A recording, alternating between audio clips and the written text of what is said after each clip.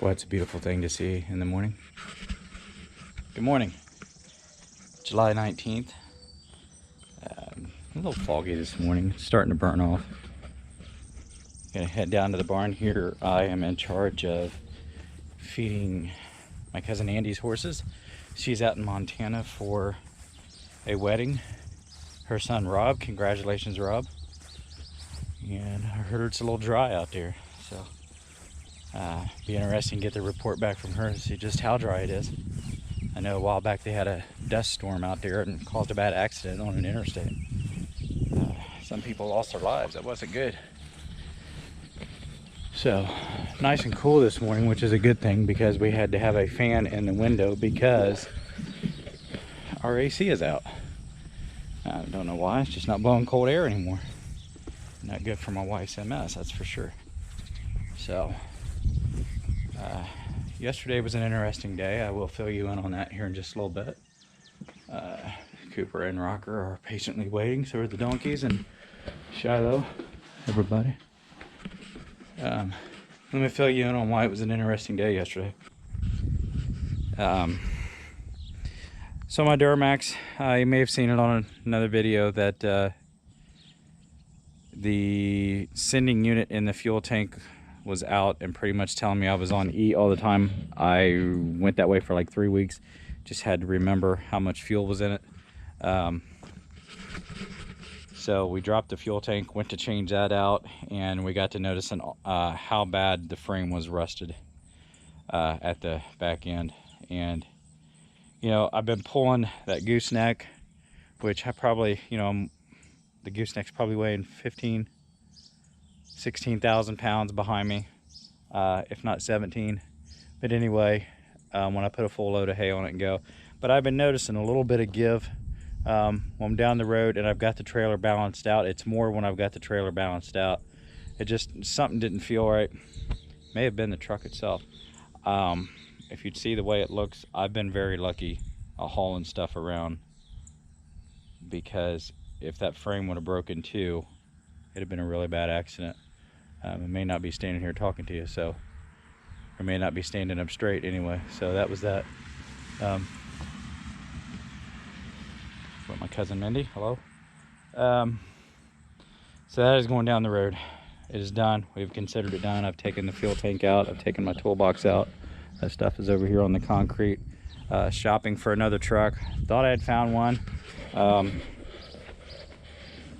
Brian Brown, Brian's farming videos. You probably watched those. Him and his dad are selling the trucks. Brian has sold his. Bob had his for sale. 2015 nice truck, custom made toolbox bed, crew cab. I believe it was a 3500 truck. Talked to bank yesterday. 2 different people at the bank, and neither one of them said that that was going to happen. I couldn't get a loan for that, so that's what it is. But a buddy of mine is coming to take this truck. I want to keep those wheels. Those wheels have been with me for a while. Those are Alcoa 8-lug wheels for a 3/4 ton. They were with me on my blue truck, and that caught on fire. My 99 that I had before. Beautiful truck. I don't know if you ever seen a grown man in tears after his truck caught on fire, but long story short, it was a bad part on the master cylinder that we had replaced on the brake system, and that parts company, I'm not going to say their name, that parts company bought that truck.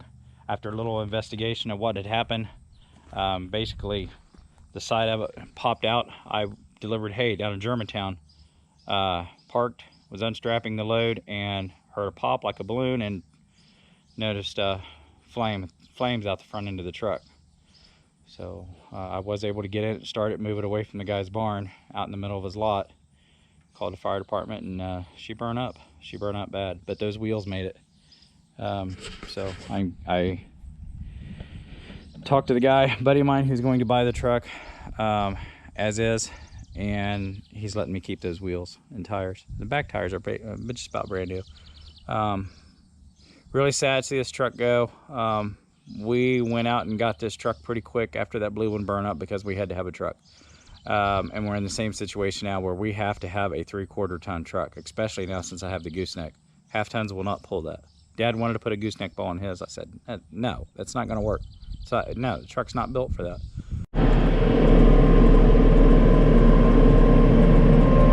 Good morning, everybody. Welcome to Jeff's Farming Videos again. I hope you're sticking with me here. Really appreciate everyone who watches, subscribes, likes, all that kind of stuff. But check out this sky. I was going to get up about 6 o'clock this morning. Get up, get going. I woke up, got up. Yeah, it's an old joke. Anyway, I seen that the sun was not shining. Let the dogs out, looked at the radar, fed the pigs, chickens. Looked at the radar some more. So why is it like this? I mean, it looks like it could be raining. All the rain was north of us, I-70 in north, and then northern Kentucky. I just ran through a little mist a little bit ago, not enough to turn the wipers on, but it was there. But just unbelievable. So I didn't get in any big hurry this morning as far as getting out and getting anything cut because nothing's gonna dry anyway. So we got a big long day ahead of us. We want to get this cut down, and then we got to head to Spring Valley. So we're going to be near Bowersville and in Spring Valley. As you can see, yeah, I don't see the sunshine yet. This is ridiculous. Not real happy about that. It is hiding somewhere, but ground's plenty wet. Definitely making cleat marks there with the tires. Gonna be some good hay. A little bit of foxtail in it.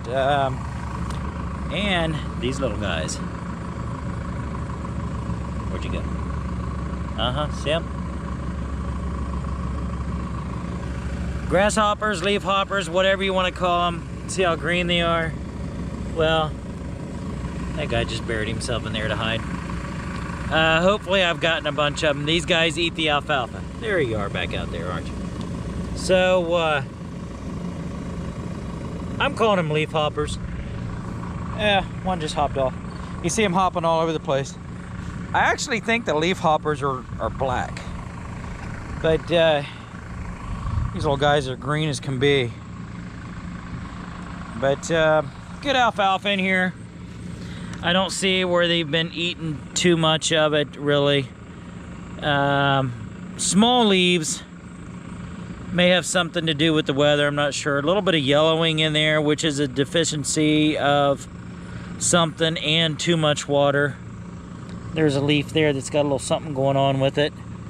I don't think it's been eaten. I think it's just whatever that is. I'm gonna look that up. I love to study this kind of stuff. So how we doing? I know I haven't talked to y'all in a while. We've had some, well, a situation with getting things edited, and it's not a great big deal, but it is what it is. And got a big truck passing us here. We are done for the year as far as baling. We have been for a week, over a week. And we did good this year. We did good. Square bales, 32,340, 485 round bales. Most of that was custom. So decent year. And I can remember several days in June where we didn't do much just because of the weather, the rain, all that stuff. So there's that. And you know, we still had those good numbers with that. And it might have been because we picked up the extra acreage. Yeah, might have.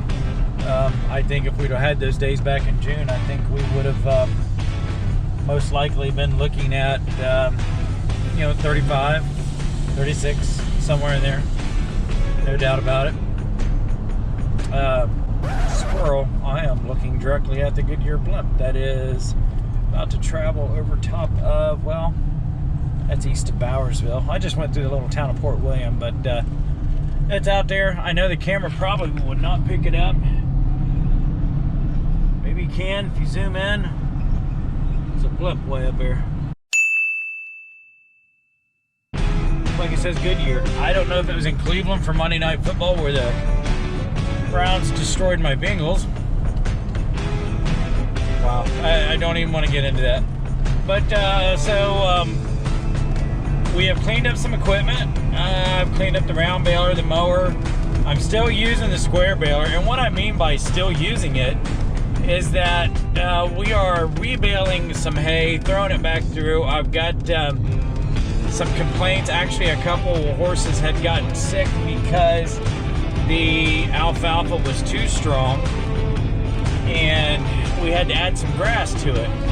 And it's been selling good that way. I was not able to sell it really well, just pure alfalfa. And most of that pure alfalfa came from Spring Valley, Cornstalk Road, there at Riggs.